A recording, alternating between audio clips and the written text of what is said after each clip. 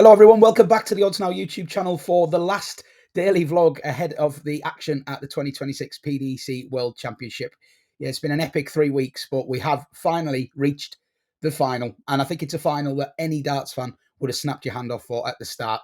A little bit predictable, you have to say yes, because it is the market favourite Luke Littler against the pre-tournament third favourite Gian van Veen, and it really does promise to be an epic final.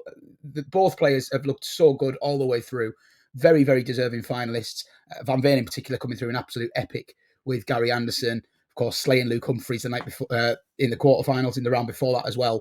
So you can't say that he doesn't deserve to be there. Littler, on the one hand, you'd say he's had a very easy route into this final compared to what he could have done. I mean, I think the highest ranked player he's played so far is the world number 17, but you can only beat what's in front of you, and beating them he has, and beating them emphatically as well. He's only dropped 3 sets on his way to the final. He's been averaging up well over a ton for the tournament. So there's no question he's a worthy finalist, and it's a third straight final for Luke Littler. Gian van Veen obviously making his first appearance in the PDC World Championship final. And this is rivalries renewed, really, because these two, a couple of years ago, I remember it clear as day, sat on my sofa watching these two play out an epic World Youth Championship final. And you couldn't help but be amazed by the standard they were setting then. And darts was a totally different world at that point, wasn't it? Nobody outside of like avid followers of the game knew of either of these two players, now absolute household names, particularly Littler.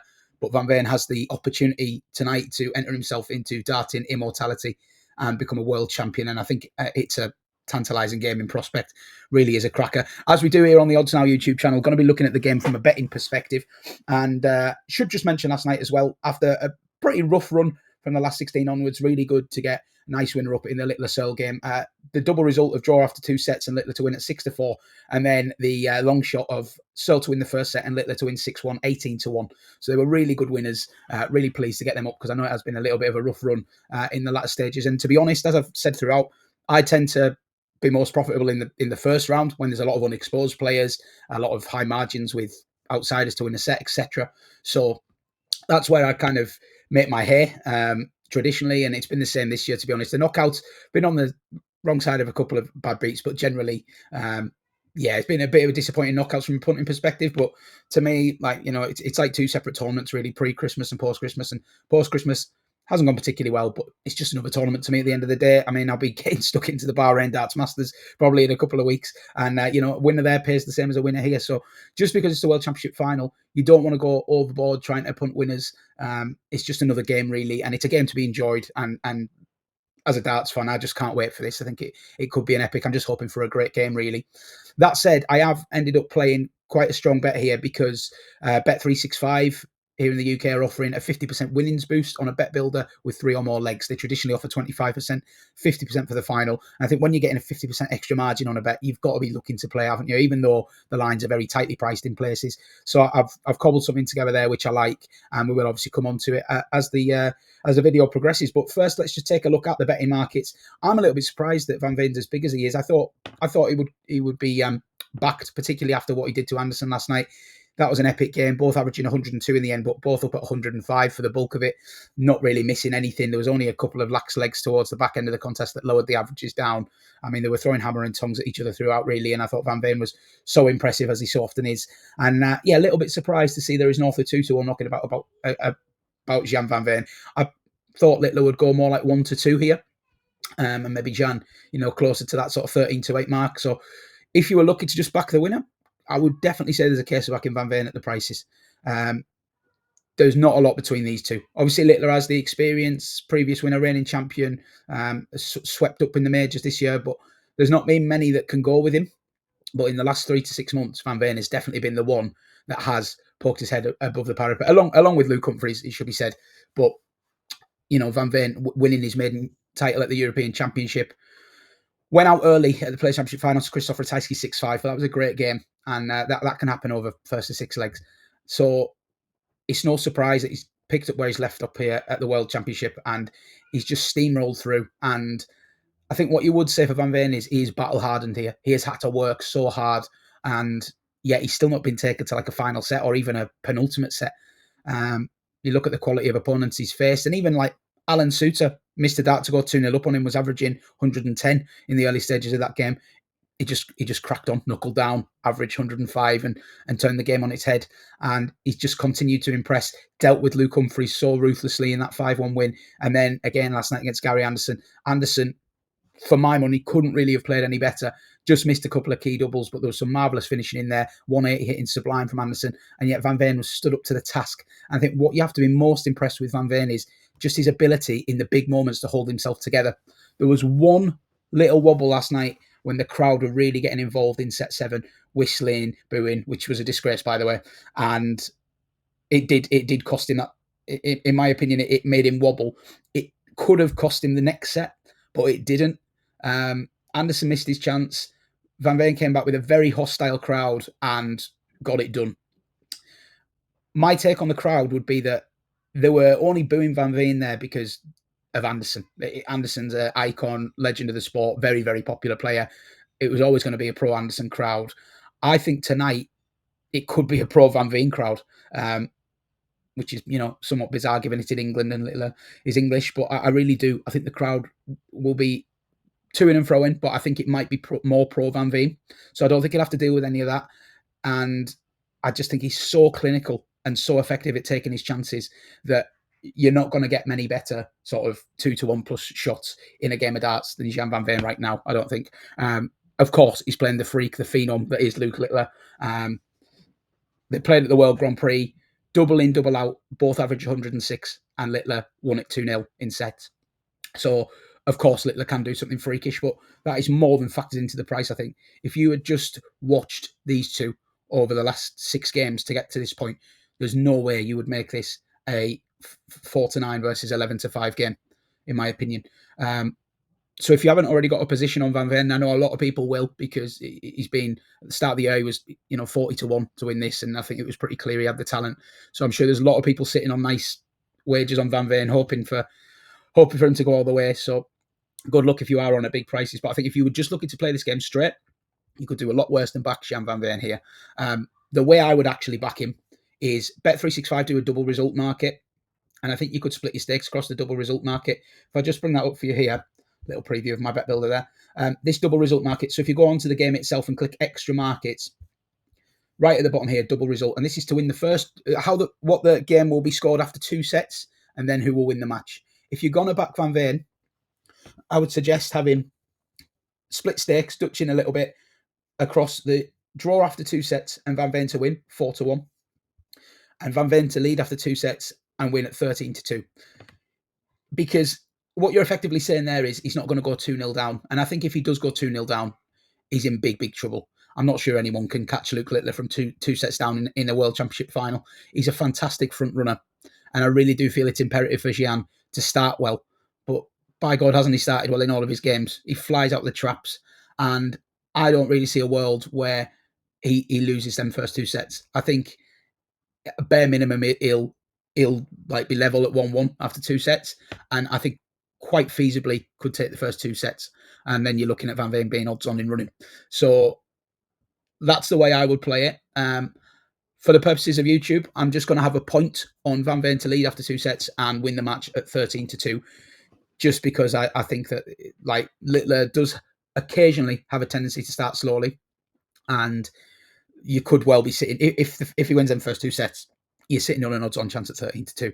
So I think that for a point, that could be a good interest bet. And as I say, if you just look for a way to play this final as somebody coming in new, you could well back Van Veen, just straight back him at 2-1, 11-5.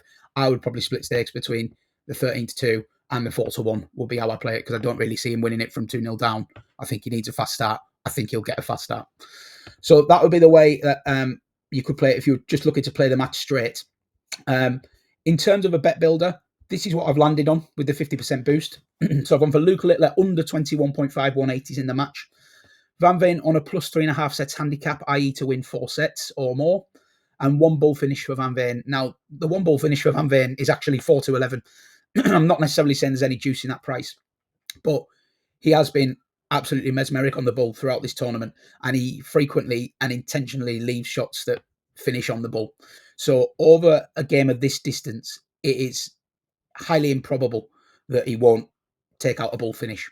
So I think You've got to remember with this winnings boost, to activate the 50% winnings boost, you do have to add 3 legs to your Bet Builder. So I'll say it now, the one bull finish, I'm not saying that that's value in its own right, but I think it wins, and I think you can add it on as your third leg to activate the winnings boost. Because if I was to take the bull finish off here, you no longer get that winnings boost. So it is imperative that you have a third leg.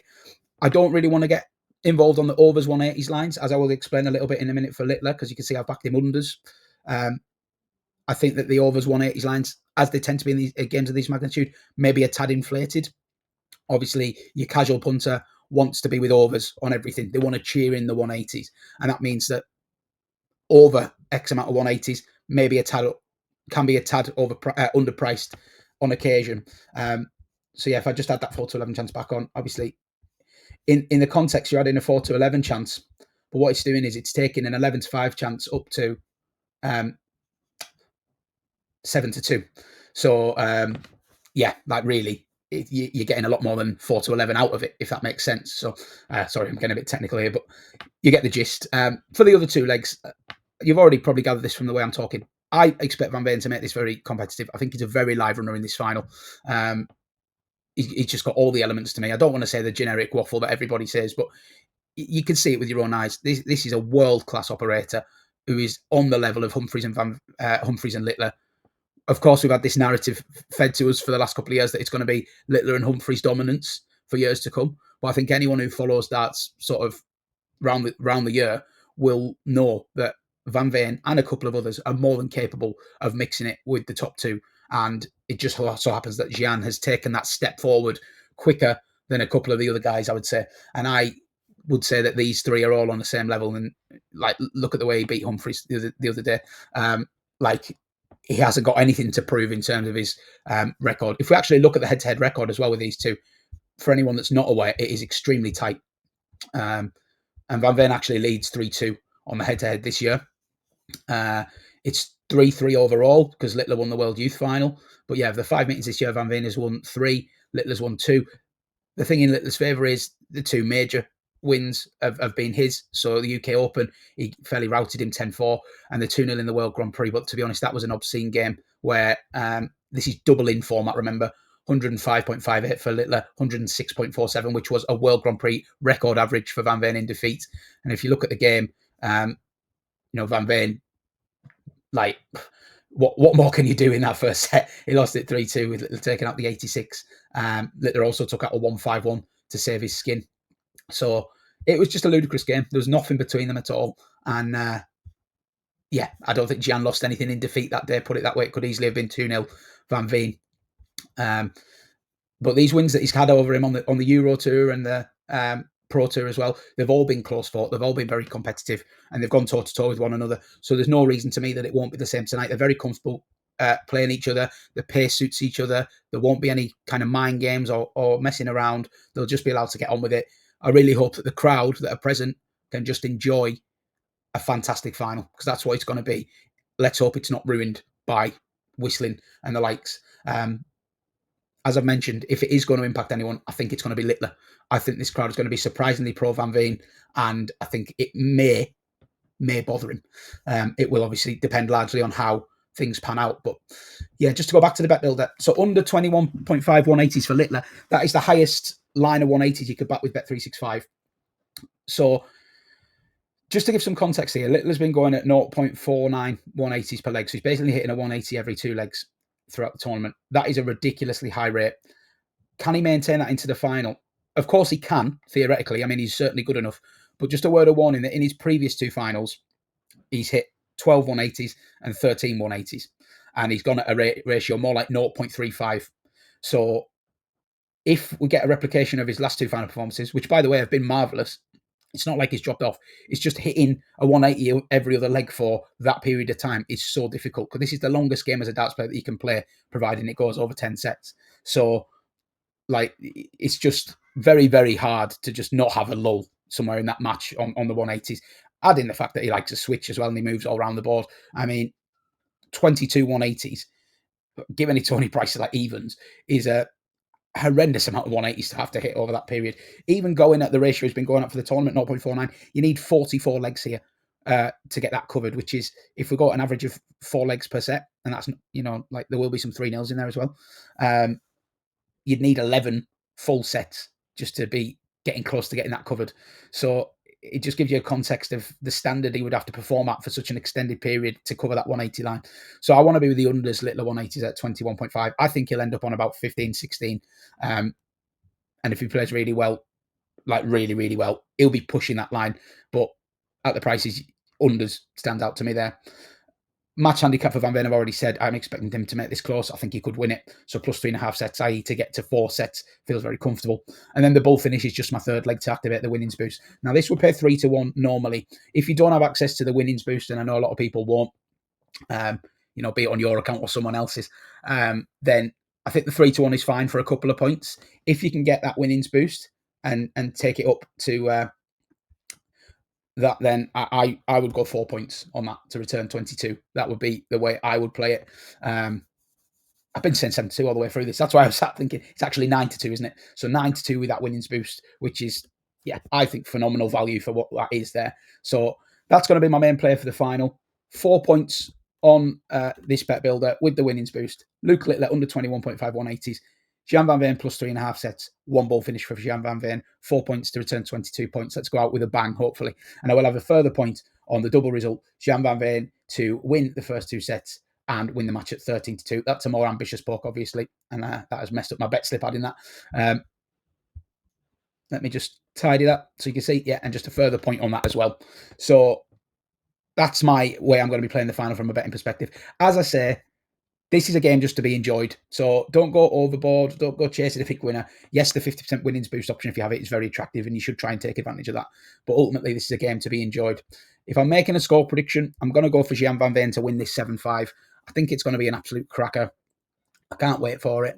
And there's not a lot else to say, really. I'll do the shutting up now and we can all go and enjoy the darts. But I hope you've enjoyed these daily vlogs throughout the tournament. A lot of work's gone into them, obviously, but really enjoyed the comments and the feedback throughout. Results have been up and down, as you would expect, but it's been a blast. If you haven't already, please do subscribe to the Odds Now YouTube channel. We're getting tantalizingly close to 1,000 subscribers, which will be great for the channel. Loads more content coming your way in 2026. Really going to try and up it in 2026, get some great guests on for you and talk all things punting. There will be, of course, plenty more darts, but also plenty of other sports betting advice too. So good luck. Enjoy the final. Do let me know what you're backing in the comments, and I'll see you again very soon. Thanks for watching.